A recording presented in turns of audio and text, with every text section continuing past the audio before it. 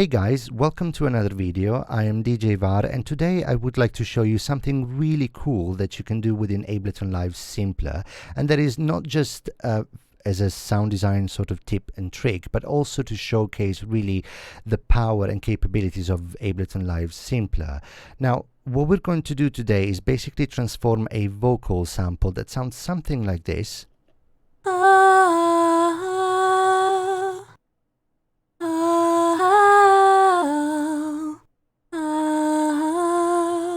Yeah, into something like this.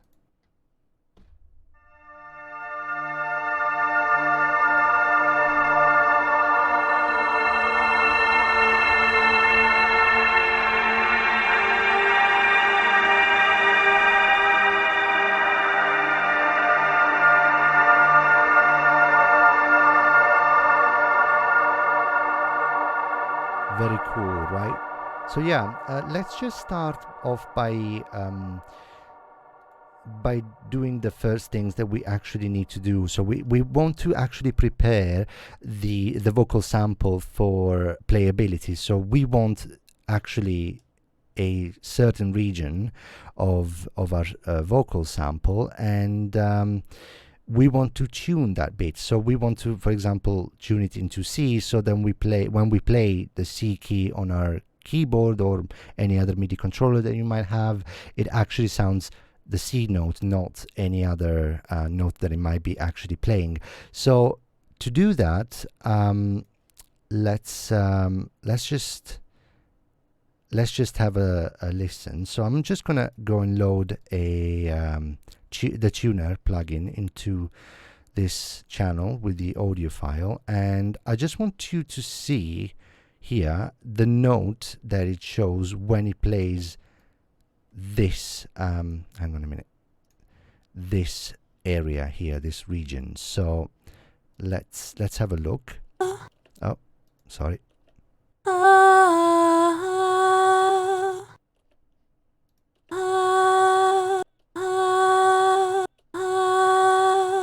So yeah, according to the tuner plugin, that is an F sharp note. So we actually want to tune that accordingly. So we actually want to transpose that area into a C note.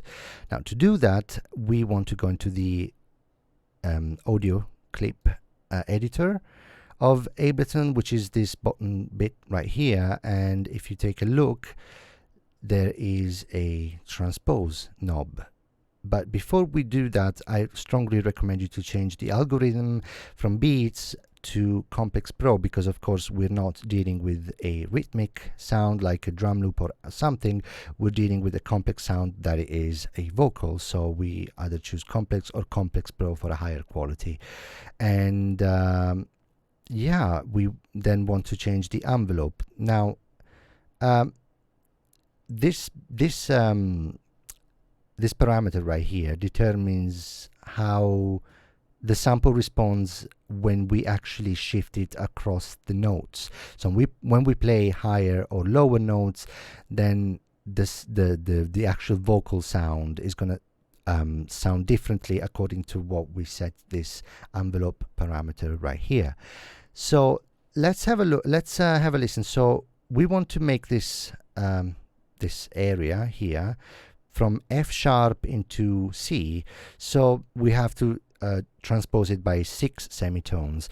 So you can either choose up or down, but up plus 6 semitones or minus 6 semitones. But as we're dealing with a female vocal, I'm just gonna go plus 6, so it sounds a little bit more natural than, of course, down. That would be maybe more appropriate if we were dealing with a male vocal sample. So yeah, I set this knob, the transpose knob, to plus 6 semitones, and now let's have a look at the tuner plugin when we play that section that we are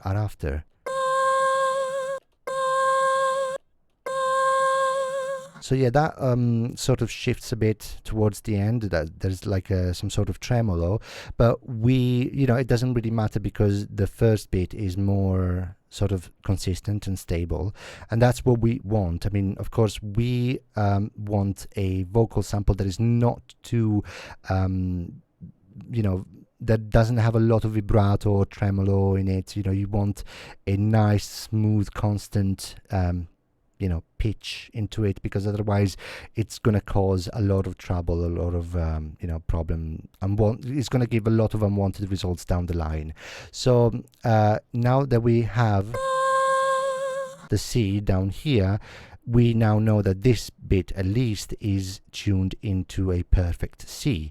So we can actually delete this tuner plugin. We don't need it anymore. And the next thing we want to do is, as I told you before, set this envelope accordingly, because now that the sample is actually playing higher than its original pitch, that's going to affect the sample.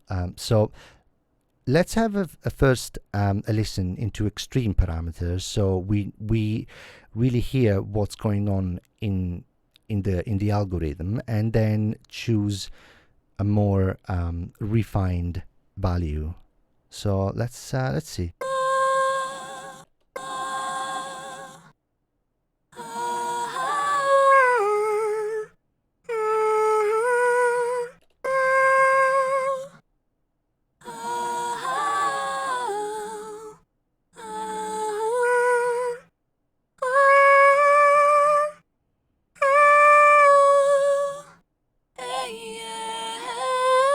So yeah, you can really hear that when I crank the envelope value really up, it sounds it's kind of strange. It sounds kind of robotic, but when I turn it really low, it sounds more like it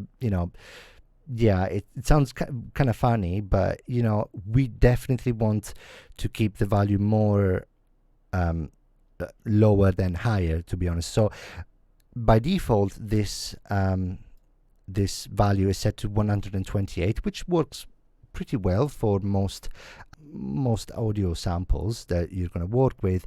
But I think I'll set mine to about maybe 102, around 102, something like that.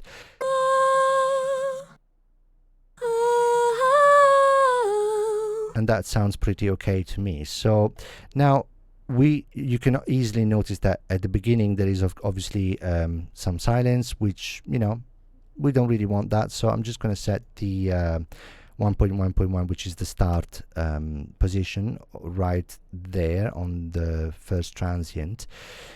And I think I can actually cut the end as well. Not that it's terribly important, but just going to do it anyway. And so yeah, you can increase the volume if you want a bit as well, just to sort of try and normalize the vocal sample. Just be careful not to send it into distortion, but just do a bit until the highest volume is just before the line. Maybe that would be all right. So now that we're actually finalized our sample, we can actually go here, crop that bit off there. Let me just move back, and there we go. So also very important, let's get rid of hang on a minute. Right. Oh, of course, I don't have the automation view set. So yeah, there we go. We get rid of the fades at the beginning. Otherwise, that just messes with the start and could sound weird maybe in some situations. But yeah, anyway, once we are done with our sample, which we are in this case, we just want to Control J on our keyboard, or we can just right click on the clip and click on to consolidate, and that is basically going to create in the background another audio file, which is actually the finalized version of oh, there is a bit there we missed. So yeah, let's just fix that quickly if I can. There we go. Let's consolidate it again, and yeah, here we go. So now that we actually fixed, we prepared our vocal sample for it, what we want to do is create a new MIDI clip. So by clicking on the keyboard, Control Alt and T, that's going to create a new MIDI track. And in this MIDI track, we want to go here, Instruments, and insert an instrument rack. Okay, let's let me mute that one before. Okay, and now let's add a simpler. Wait. Oh, sorry. There we go. I wasn't in the right place of the effect view. Anyway, now that we have our instrument rack down here, we want to take a simpler and put it down inside the instrument rack. So there we go. Now let's go into the instrument rack and let's open the macro view. So we have our 8 macros, assignable macros, and in the simpler down here where it says drop sample here, we want to actually take our prepared sample and just drop it into simpler, and it's going to load in there. Now what we want to do at this point, let's just mute the original sample. You can actually delete that. We don't need it anymore if you want to, but yeah. What you want to do in this simpler now is actually make sure that the warp option is actually disabled, because we don't need it anymore. Turn the snapping feature off, because it's going to make the whole sound a lot more interesting. And an interesting parameter of this workflow is to turn the looping feature on into simpler, so that we get loop after the sample finishes playing, it just plays again. So turn it on, and that's going to select automatically the whole of the region of the sample. Then let's just start by mapping some parameters to our macros. So I'm just going to do that, you just have to click map here on the instrument map, on the instrument rack. And then all the assignable parameters are going to be coated in green, basically. Here you will see them here in green. So the 4 very essential parameters are going to be these 4 here: the start, the loop, the length, and the fade. So let's just click on start and click on map on the macro one, and now the macro one has become the sample start parameter. And then we'll do the same for the loop, and like that, the length and the fade. And I also recommend to assign the frequency cutoff of the filter, because that could come in handy, especially later. So yeah, we now have our 5 macros set up, and we can just come out of the mapping. So we just click it again, and here we go. So let's just the great thing about simpler is that you can actually play polyphonically. So not only you can play across the note scales, across the note ranges, but you can also play polyphonically, which means that you're going to be able to play multiple notes at once. So yeah, let's just have a listen.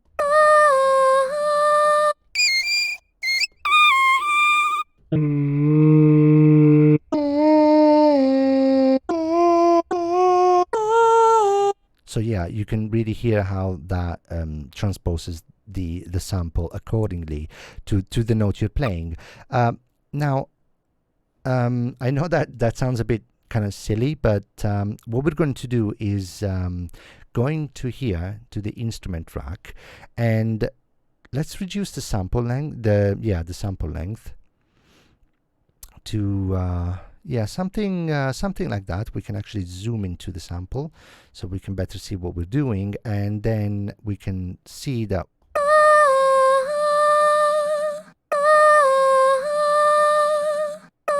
So yeah, you can really see that I'm holding down a note on my Ableton Push 2, which is a MIDI controller. But I mean, as I'm holding down a note, once the sample finishes playing, it automatically repeats itself. So that's due, of course, to the looping feature I was talking to you about before. So let's have a look at some cool things you can do by experimenting with these parameters, shall we? So I'm just gonna turn. Oh.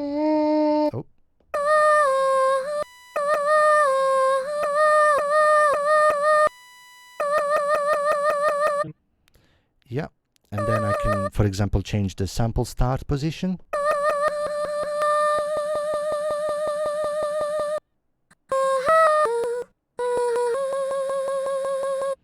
Now,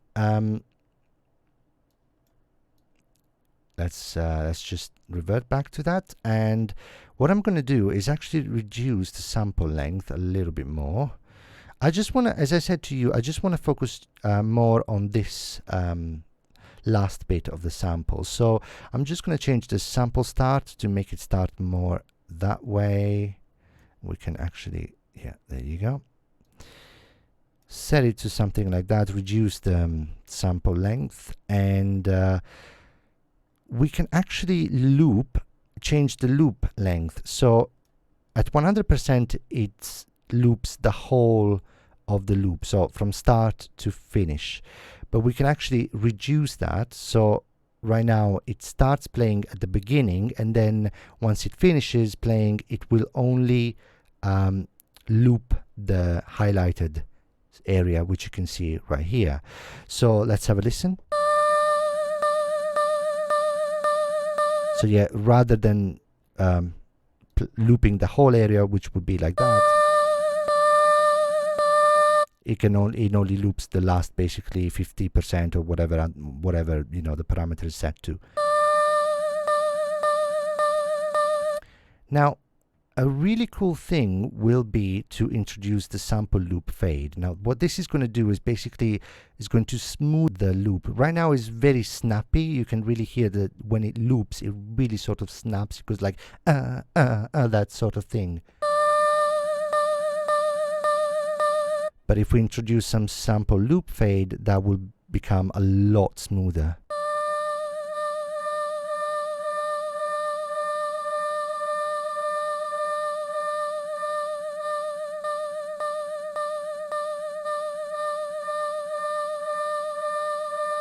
So yeah, you can really hear how that changes. So that's what we want to do, because in a pad sound, we're trying to achieve a pad sound. You don't want anything like snappy or sort of really transient. Like you want things to be really nice and smooth.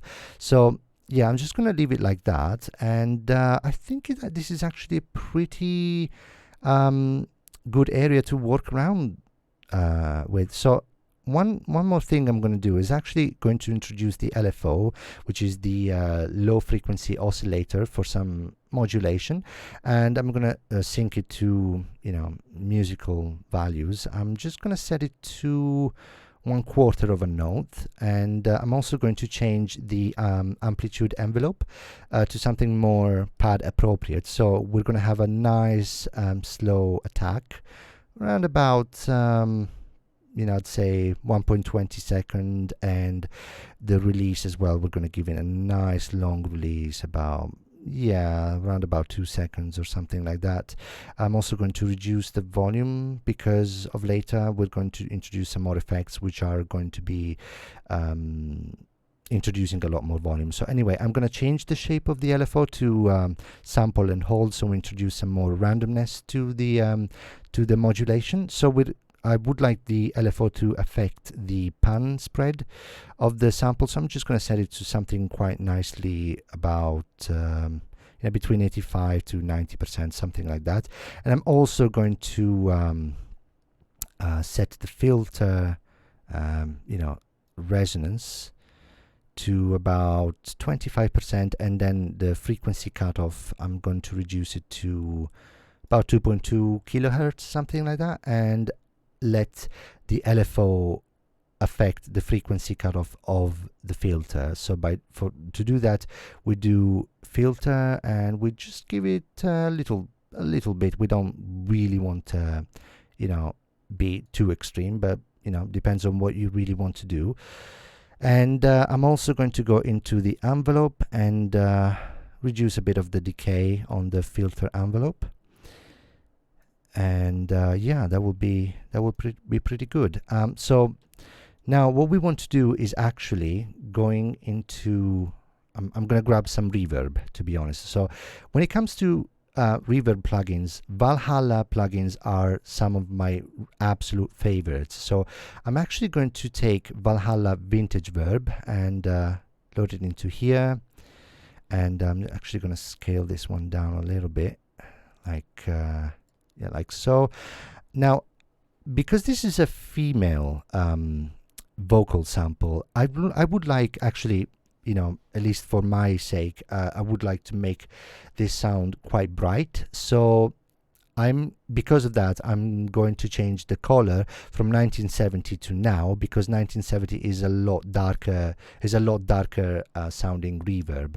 So let me just change it to now, and it also says here now, no downsampling, bright sounding, and clean modulation. So that's my my objective here. So I'm actually going to change the mix from 100% to 50%, so that the signal path is actually parallel. So the reverb will allow 50% of the dry vocal sample through, and so leaving it unaffected, and the other 50% of the signal is going to be actually affected by the reverb. So I'm actually going to set the decay time to something quite long, around about between 9 and 10 seconds, something like that will be fine. And let's see. Oh yeah, for the damping, no, actually the EQ, yeah, I'm just gonna have some low cuts, so we actually don't have reverberations in the lower region of this frequency spectrum, so we don't actually muddy up the sound quite a lot with too much bass. So yeah, I usually set it around, I don't know, between 400 hertz and 500. That'll be cool. And the high cut doesn't really matter. I mean, I actually increase it around 10 kilohertz. You know, that should be fine. And yeah, I mean, that's pretty much everything I do for this kind of sound in Valhalla Vintage Verb. And I would like to also introduce another reverb plugin after this. But before I do that, let's just have a listen to what that sounds like at the moment. So I can actually play a chord, you know, which is like 3 notes at once, and let's have a listen. So you can hear that it's also playing this vibrato. So if I turn this off, it will be actually easier. Yeah, because you remember that last bit of the sample had more like a tremolo effect. That is sort of making the problems. See, that's why you don't want a lot of vibrato or tremolo in your vocals, because that's going to make it sound weird down the line eventually. So let me just reduce the sample length to, yeah, so we actually get only the cleaner, nice and consistent bit of the sample there. So let's just see. You can hear, of course, the modulation of the LFO going in the panning spread and to the filter cutoff as well. That is only affecting, you know, the parameters more like sample and hold. That gives a bit more variation into the sound design in general, so the sound doesn't sound quite as static, but it actually sounds like it's evolving, and that's generally a good thing when it comes to sound design. So let's bring our reverb back in, and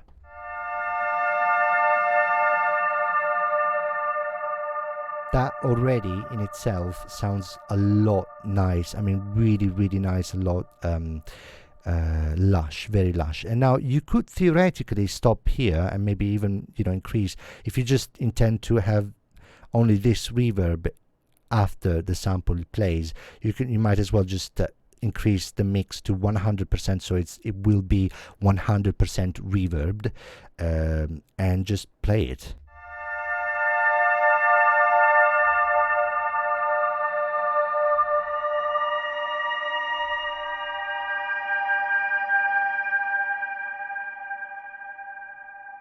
And there you go. But what I would like to do is bring it back to 50% and as I said before, introduce another reverb plugin, which is Valhalla Shimmer.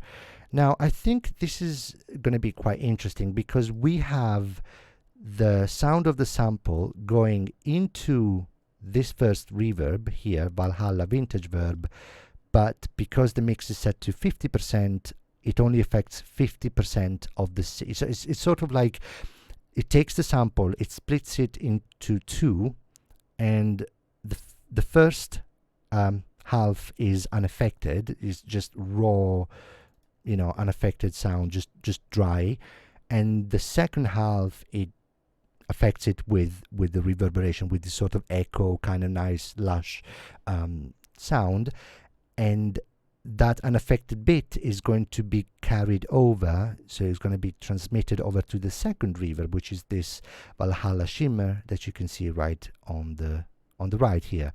And I think the mix of the two reverbs is going to make it sound quite a lot more interesting, and yeah, very. It's going to have it's going to add a nicer feeling to it. So again, on the second reverb, on Valhalla Shimmer, let's set the mix all the way to 1, which is 100%, and let's now have a play and see what it sounds like. I'm also going to, as I play, change some parameters. In fact, let's change the reverb mode from mono to big stereo, and yeah, I'm just gonna change it, change some parameters and make it a lot more interesting.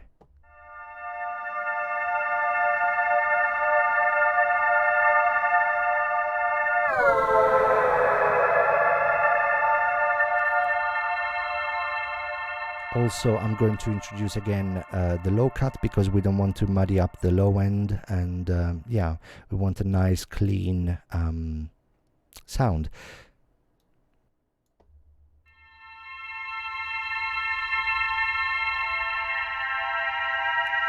Now, have a listen what happens when I bring on this feedback knob.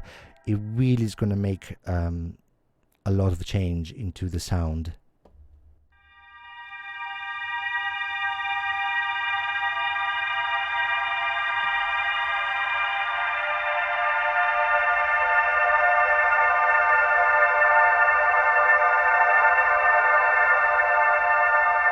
It makes, I don't know what it is, but really it makes it feel a lot like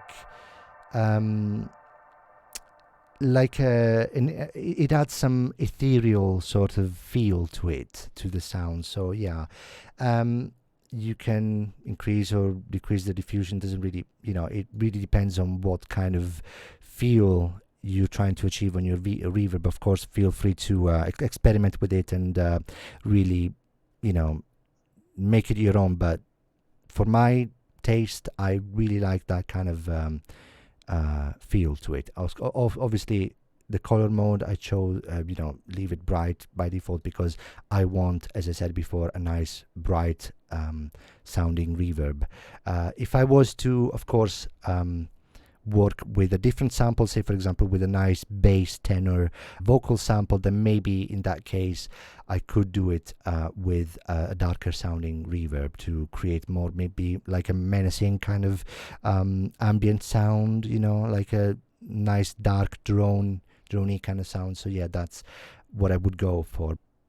Okay guys, one little thing I forgot to mention. This is me after I finished recording the video.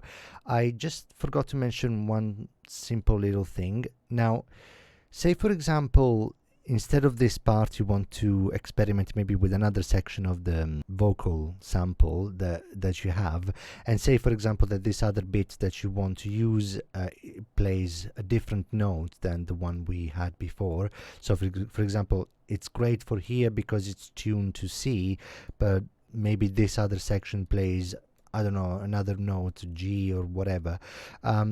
If I want to tune that other section, it's very easy. You don't have to redo the whole, external sample thing in whatever. You can just change it right from Simpler. All you have to do is just come up here where it says controls. So you click on that, and when it says where it says here transpose, on the transpose, you can just alter the semitones, and you can just change the semitones up or down accordingly to what you need to do. So yeah, say you were in F sharp like we were before, you just increase it by +6 semitones, and that will bring you to C, to a C note. So when you press a C note on your keyboard, it will actually play a C note and not the note that it's actually in. So yeah, it's easily done. Just use this and it will make your life a lot easier. That's pretty much it, guys. I mean, that's vocal sounding pad reverb.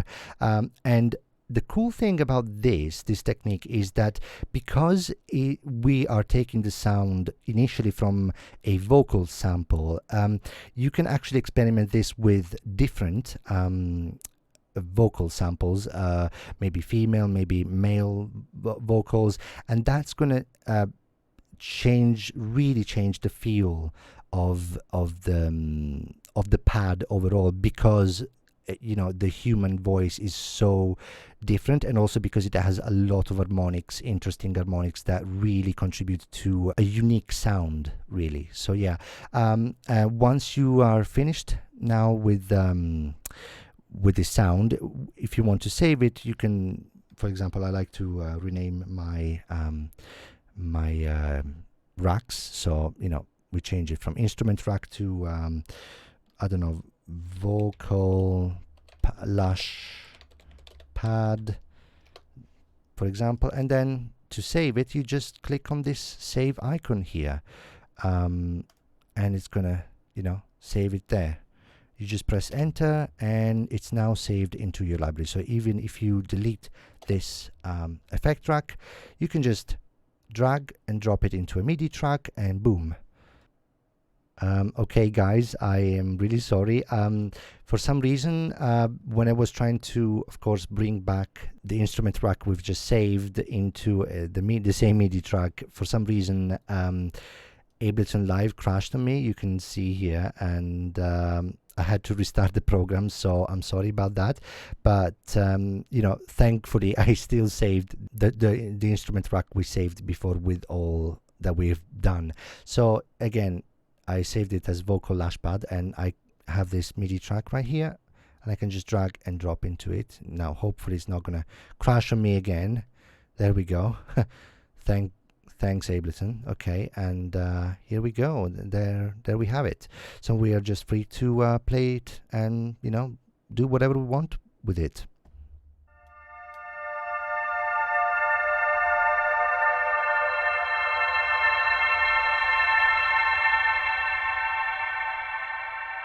So yeah, here we go. Of course, feel free to experiment with any other vocal that you have. Of course, remember to not use vocal samples that have a lot of tremolo or anyway pitch shifting into them. And of course, a very important thing also is to use dry samples. Do not use samples that have reverberations or delays into them, because that's not going to be good. You want the flexibility of the dry unaffected vocal to then be able to experiment with your own effect. Anyway, I just want to show you another similar thing from using another vocal that I made on my own, but I can't let you listen to to the original vocal sample, because that's, I'm afraid it's not royalty free, but I still want to show you, to let you listen to what it sounds like, because it sounds different from what we actually made today. So here we go.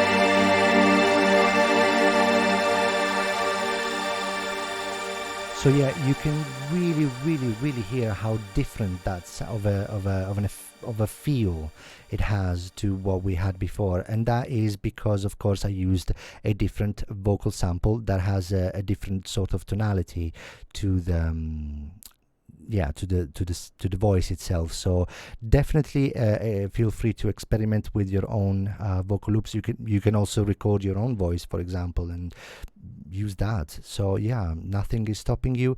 I hope you liked this video, guys. Please leave a like if you did, leave a comment if you have maybe any questions, or if you just want to say how, if you liked the video or not. And please don't forget to subscribe to my YouTube channel and ring the bell to stay notified for any future video that I publish on my channel. So thank you again, guys, and I'll see you next time. Bye.